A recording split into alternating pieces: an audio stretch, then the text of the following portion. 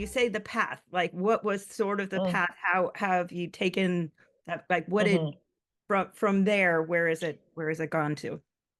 Yeah, absolutely. So maybe I should talk a little bit about how we would run the hackathons. Like I said, because we knew we were starting from, nothing, we knew that we had to provide training for the people that were going to hack. You know what I mean? We weren't saying like, hey, if you got XR experience, come and hack.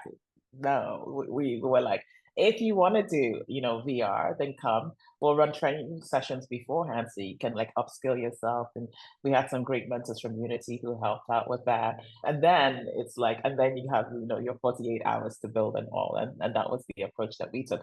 So we always had this element of like, there'd be training and then there'd be a hackathon. And in later years, a boot camp after that. But that first one, like I said, physical experience just in Nigeria. And then, of course, we were always thinking about how we could go further afield.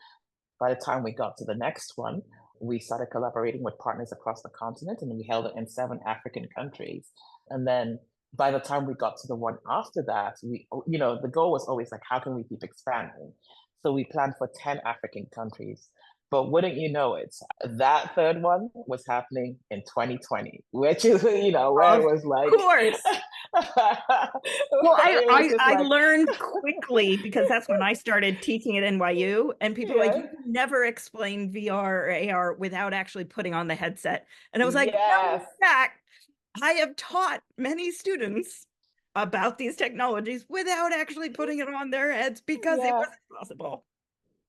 Exactly right, exactly right. And so we were like, well, how do we make this work? And a lot of countries, like lockdowns were still on and everything. We didn't know people were going to be able to hack, in the physical spaces. Right? So we then like pivoted to a hybrid model. And because we were doing a hybrid hackathon, we were then like, oh, well, let's open it up to the rest of the continent.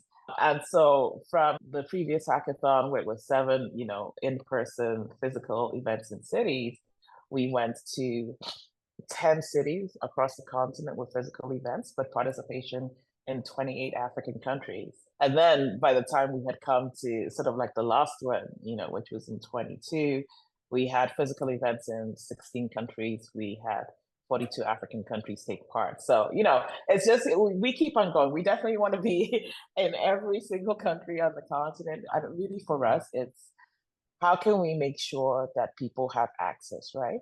So that they can learn, so that they can start thinking about what they want to do with it, so that they can have an informed voice. Because, right now in the world, there are all these conversations happening around governance, around regulatory issues, around privacy, safety, security, like all of these things where, yes, you can like theorize about what you think you might want, but so much better to have the experience to say, actually, this is what we want for ourselves. This is what we see for the future.